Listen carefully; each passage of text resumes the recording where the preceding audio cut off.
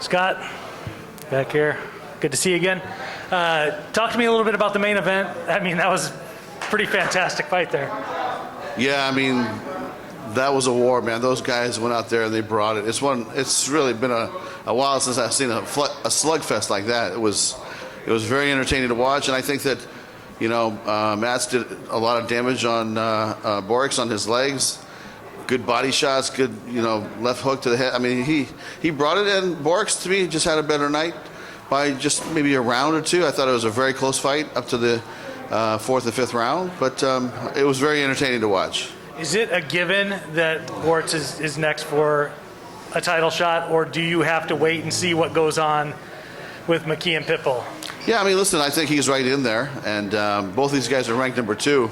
I don't know how that happened, you know, but the media votes, you know, and they both voted that, or they all voted that these two fighters were ranked in the same number. So I think that we're going to wait to see what happens, and but I think Borix is right in the, you know, he's right in at the top. You had 2 other fights on the main card, really, that, you know, could be argued that the winner should be next for a title with those other ones too. What happens to a guy like Phil Davis right now? I mean, does he sit back and wait to see what happens in the title fight to see where he fits into the picture? Well, listen, we're really excited about San Jose. It's going to be an amazing fight card. Nemkov and Corey not just fight for the title. Nemkov's defending the belt, but also fighting for $1 million. There's a lot riding on the line, tournament champion. So let's see what happens, and then, you know, we'll see where they end up on the rankings, and we'll make a decision from there. But I think Phil's right in line. He's back, fought his way back up to get another shot. In my opinion, he's very close. And then you have the same situation with Johnny Eblen, who beat the guy who's number 1. So in theory, when the rankings come out next week, Johnny Eblen's going to be right there in that number 1 spot. Is there a case that he should be next to fight Mousasi? You've got a guy just like Austin was, who's pretty early in his career, relatively speaking, to be fighting a champ with as much experience as... Yeah, I think his stock went way up today.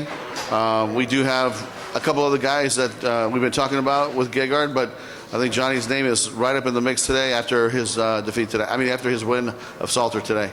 You don't want to give us those names who you've been talking about for Gegard, do you? I mean, I know he said that he thinks he maybe only has a couple fights left before he decides to hang it up, so...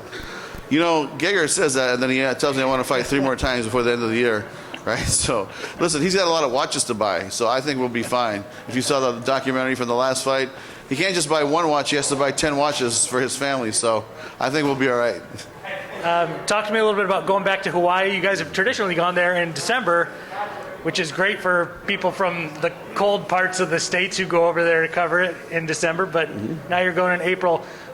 Talk a little bit about the decision to go there this time of year and what was behind that. Yeah, you know what? We were planning on going in December of last year, so 4 months ago.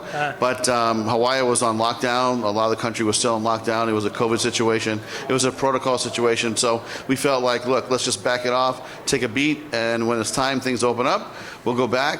If you were there, you know, in December of last year, you had to fill out your name and put all your information in a portal for the state of Hawaii. And you'd have it's a lot of red tape. Now I think starting March 25th it's wide open, and you can just show up, and you know how there's no red tape to get on the islands. And we felt the timing was right. I think we have a ton of fans in Hawaii. We all love Hawaii. I think our staff can't wait to go to Hawaii. The fighters want to fight in Hawaii. Chris Cyborg was so happy to fight in Hawaii. She was like, I've always wanted to go there and fight, and so.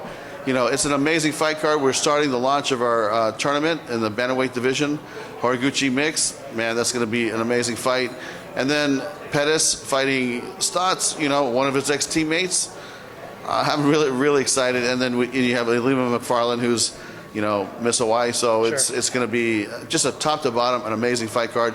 We will be announcing on next week the Friday night fights.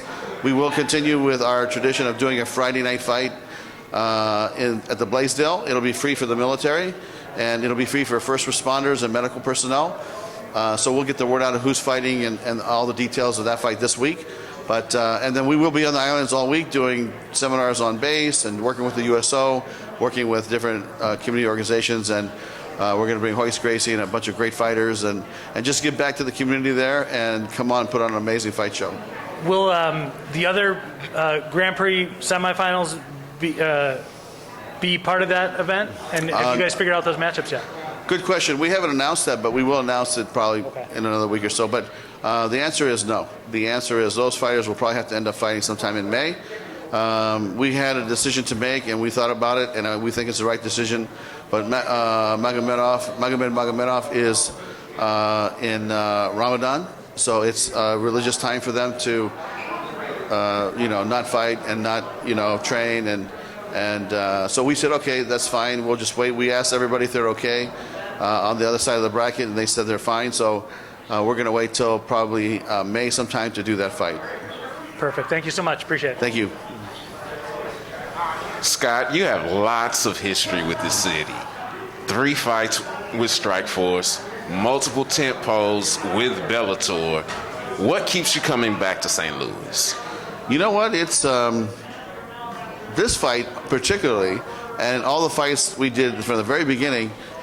It was actually Jesse Finney inviting us to come here, and he's had such a rich tradition of throwing fights here, and he's still promoting. I think 8-10 fights a year here in the market, and I've always enjoyed working with him and Rob. And when we had a great main event in this fight, we had a date on Showtime, and we needed a venue. I said, Jesse, you gotta put the Bellator hat back on, and you gotta get to work for us. And I go, but the bad news is you only have 3.5 weeks or 4 weeks to put it together. And look what he did. He did a great job, and he's a great promoter. Really, really happy to work with him again. You made a big splash last year and had a valid claim with having the best light heavyweight division in MMA. When you signed Yoel Romero and Roble Johnson and added them to your roster. Can you share any other plans that you have to gain or maintain the market share that Bellator currently has in the MMA landscape? Yeah, I mean, listen, I'm really excited about our roster right now. It's the best roster I've ever been associated with in Bellator. And if you think about, look at our 135 bantamweight division. To me, that's the best bantamweight division in MMA. 145, I think we have the best 145 pounder or pound for pound fighter in the planet. And he's our current champ at 145. Then you go to 170. I think, Emosov is a guy that the current champ can fight anybody in the planet. Go to 185. I think Gegard's the man. He's look at the longevity and how many fights that guy's had. He's a veteran. I think on any given night he beats anybody. And then you go to 205. I think we have the best 205 pound weight class in the planet. And to me, it's just a commitment to, if you're a free agent and you're going to fight out your contract and you're able to negotiate, give us a call, because we're open for business. We're going to continue to grow. And I've always said we're going to grow fighters from the ground up, and we're going to buy free agents from the top down. And that's what makes a great fight company, and we're going to continue to do that.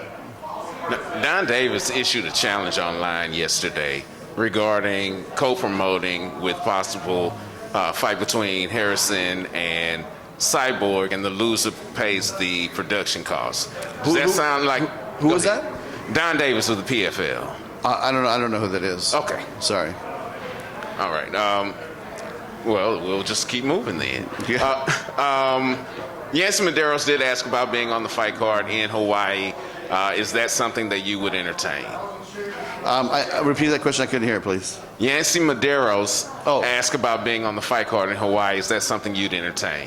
You know what? I'll tell you. I think Yancy started at Strikeforce, and we have a good relationship with him, and we have a good relationship with a lot of fighters on the island. The only thing is, if you're asking today, right now, we have a lot of fighters under contract that we need to fight, and we'll probably give it to the fighters that are under current contract. And but if there's room and he's available, why not? I don't mind working with him again. Last question. Any word on AJ's return? AJ McKee?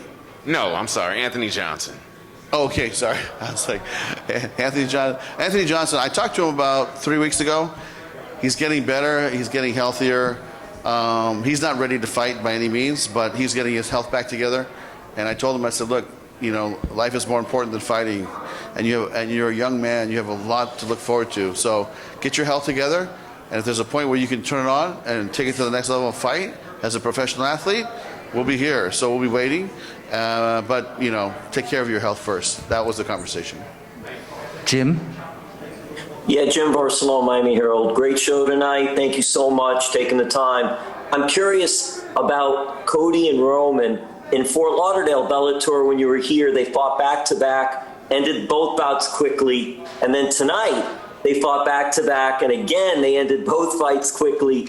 What are your thoughts of those two and where you see them going from here? Are you, and just mention, I couldn't understand the first two fighters you mentioned. Cody Law and Roman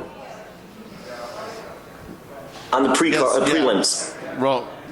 From American Top Team. American Top Team's two guys. Yeah, listen, those guys did a great job. And when I think about American Top Team and Dan Lambert, they have an amazing fight camp, a fight gym.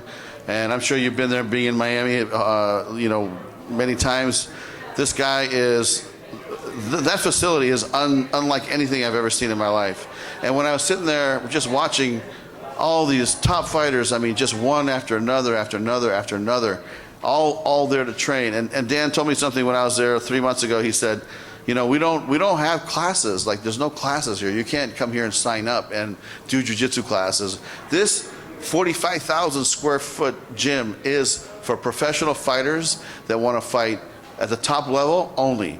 So you have to be invited to or accepted to train there. And if you are, that means you have a shot at one of the top leagues. And that's what's unbelievable. But those guys, continue to deliver and deliver. And it's because they have so much talent at that gym. Dan's been doing a great job. And Scott, where do you see those two fighters in particular going from here? Well, you know what? I think, Roman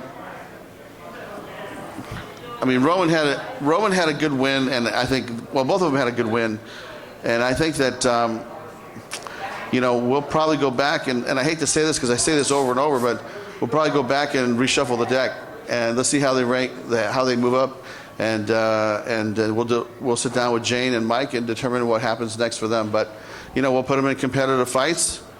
I don't have any names for you here right now, but, maybe in another week or so or a couple of days we'll have maybe some outlook on where they go. All right, last question here, Jay. Hey, Scott. Just a quick one from me. As we see things kind of change in the world right now, I know the plan was to go back to Moscow for Fedor in the summer, but is there a contingency plan in place? What would you look at targeting? Could it potentially be Japan or the U.S.? You know what? It's definitely not going to happen in Moscow this year. We're not going to do Fedor's retirement fight there for obvious reasons. We'll be looking for an alternative site at some point. But, we're gonna sit down with Fedor when he comes to the San Jose fight card and see what he's thinking.